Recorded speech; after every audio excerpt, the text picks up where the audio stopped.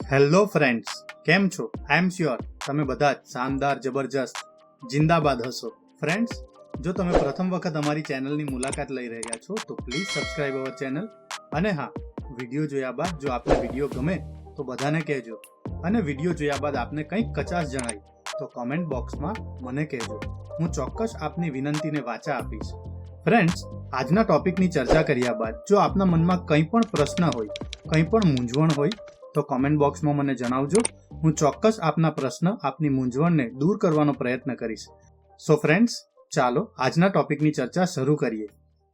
નમસ્કાર મિત્રો, આજના વિડીયોમાં આપણે જોઈશું ગુણોત્સવ 2.0 અંતર્ગત કઈ મૂલ્યાંકન પદ્ધતિ અમલમાં આવશે તે જોઈશું. વર્ષ 2024-25થી પ્રાથમિક શાળાઓમાં ગુણોત્સવ 2.0 પ્રક્રિયાને મુખ્ય 4 ભાગમાં વિભાજિત કરવામાં આવી છે. પહેલું છે સ્વમૂલ્યાંકન, ત્યારબાદ CRC કોઓર્ડિનેટર્સ દ્વારા મૂલ્યાંકન, ત્યારબાદ ત્રીજો તબક્કો છે રાજ્ય કક્ષાએ ઉપલબ્ધ થતા ડેટા આધારિત મૂલ્યાંકન, અને ચોથો સ્ટેપ છે ક્રોસ વેરિફિકેશન. તો આ રીતે 4 તબક્કાવાર આ સમગ્ર પ્રક્રિયા પૂર્ણ થશે. અહીં આપણે ગુણોત્સવ 2.0 2024-25ની મૂલ્યાંકન પદ્ધતિની ચર્ચા કરીએ તો પહેલો સ્ટેપ છે સ્વમૂલ્યાંકન. અહીં સ્વમૂલ્યાંકનના તબક્કામાં શાળાના આચાર્ય જ શાળામાં તમામ મૂલ્યાંકન કરશે, જેને 20%નું વેઇટેજ આપવામાં આવ્યું છે. એટલે કે અહીં સ્વમૂલ્યાંકનને ફ્રેમવર્કનો 20% જેટલો ભાગ આપવામાં આવ્યો છે, વેઇટેજ આપવામાં આવ્યું છે. અહીં સ્વમૂલ્યાંકન હેઠળ સ્કૂલ એક્રેડિશન ફ્રેમવર્કમાં સમાવિષ્ટ પ્રક્રિયા આધારિત માપદંડોનો સમાવેશ થાય છે.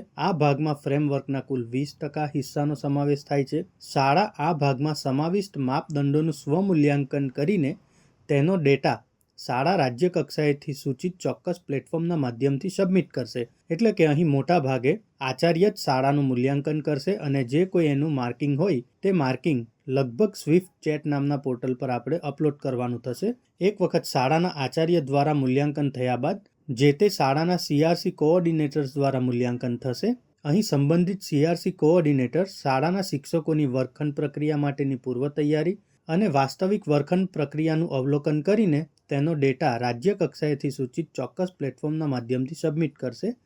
આ ભાગમાં ફ્રેમવર્કના કુલ 20% હિસ્સાનો સમાવેશ થાય છે. ત્યારબાદ ફ્રેન્ડ્સ, ત્રીજા તબક્કામાં રાજ્ય કક્ષાએ ઉપલબ્ધ ડેટા આધારિત મૂલ્યાંકન થશે. અહીં આપણે રાજ્ય કક્ષાએ ઉપલબ્ધ થતા ડેટા આધારિત મૂલ્યાંકનમાં શાળા દ્વારા વિવિધ માધ્યમોથી રાજ્ય કક્ષાની વિવિધ કચેરીઓને ઓનલાઈન સબમિટ કરવામાં આવતા ડેટા, રાજ્ય કક્ષાએથી લેવાતી વિવિધ પરીક્ષાઓના ડેટાના આધારે મૂલ્યાંકન કરવામાં આવશે. આ ભાગ હેઠળ ફ્રેમવર્કના કુલ 60% હિસ્સાનો સમાવેશ થાય છે. ત્યારબાદ ફ્રેન્ડ્સ, ચોથા તબક્કામાં તમામ મૂલ્યાંકનનું ક્રોસ વેરિફિકેશન થશે.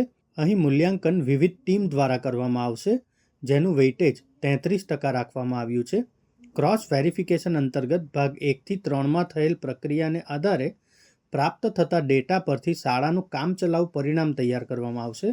રાજ્ય કક્ષાએથી એક્રેડિશન થયેલ કુલ શાળાઓ પૈકીની 33% સુધીની શાળાઓની યાદચ્છિક રીતે પસંદગી કરી આ શાળાઓમાં ક્રોસ વેરિફિકેશન કરવામાં આવશે. ક્રોસ વેરિફિકેશન પ્રક્રિયામાં શાળા દ્વારા થયેલ સ્વમૂલ્યાંકન, CRC કોઓર્ડિનેટર્સ દ્વારા થયેલ મૂલ્યાંકન અને રાજ્ય કક્ષાએ ઉપલબ્ધ થયેલ ડેટાનું ક્રોસ વેરિફિકેશન કરવામાં આવશે. ક્રોસ વેરિફિકેશન પ્રક્રિયાને અંતે શાળાઓના રિપોર્ટ કાર્ડ પ્રસિદ્ધ કરવામાં આવશે. સો ફ્રેન્ડ્સ, આ 4 તબક્કા દ્વારા સમગ્ર મૂલ્યાંકન પ્રક્રિયા હાથ ધરવામાં આવશે. સો ફ્રેન્ડ્સ, હું આશા રાખું છું કે આજે જે માહિતી મેં આપને આપી તે આપને ગમી હશે. જો આપ ઈચ્છો છો કે હું બીજા પણ આવા ટોપિક પર વિડીયો બનાવતો રહું તો પ્લીઝ કમેન્ટ બોક્સમાં એ ટોપિકના ટાઇટલ મને જણાવજો. હું ચોક્કસ એ ટોપિક પર આપની સાથે ચર્ચા કરીશ. Thank you very much and best luck for your exams.